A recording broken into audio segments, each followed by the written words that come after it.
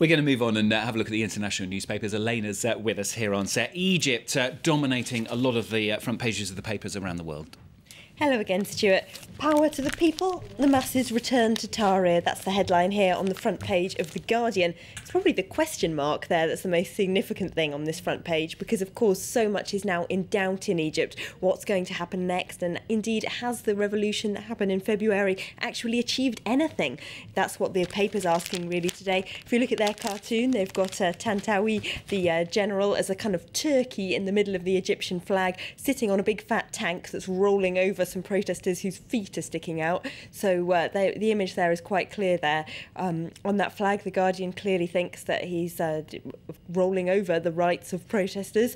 Now, if we have a look at their analysis, they remind us that actually back in February, the protesters in the streets were chanting "the army and the people are one." So how did we get from there to here? Now, they reckon that the army actually had a huge amount of credibility and support with the Egyptian street, and in order to wear that out, they really have had to behave extremely badly. Of course, there's 13,000 political prisoners put away over the last few months, they point out, and now they've just run out of credibility. I suppose the other big question, to go with your question mark, is what next? What are the analysts predicting? Well, absolutely. Al-Ahram is Egypt's daily paper, and they do publish online in English. So let's have a look at their editorial today.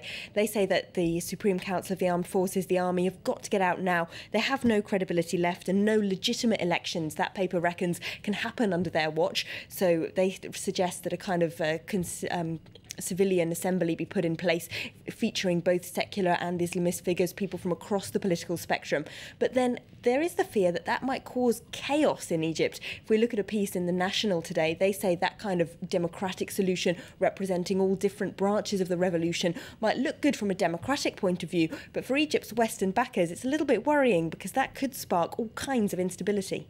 Now, all the latest about Egypt has rather pushed Syria out of the top stories on the papers, and slightly here on France 24, although obviously we're still covering it. But the French weekly, the Canard Enchaîné, they've got a bit of an exclusive, haven't they?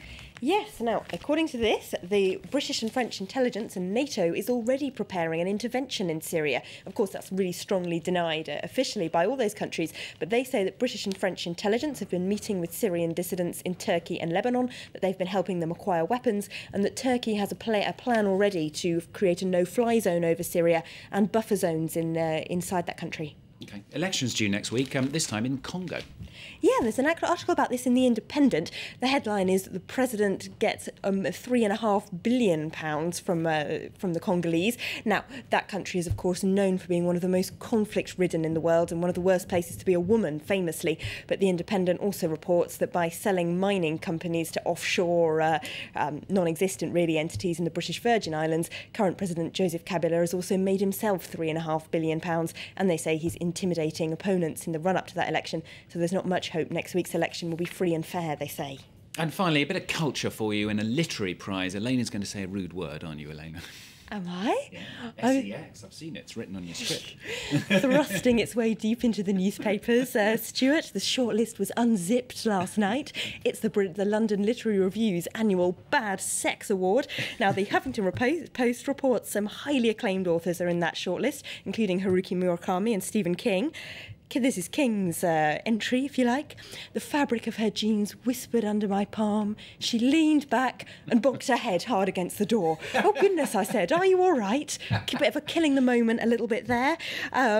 And we've got one quote in there from The Affair by Lee Child, who says the passion is such that the room began to shake like a constant tremor, like the edge of a distant earthquake, which is a bit terrifying, really, isn't it?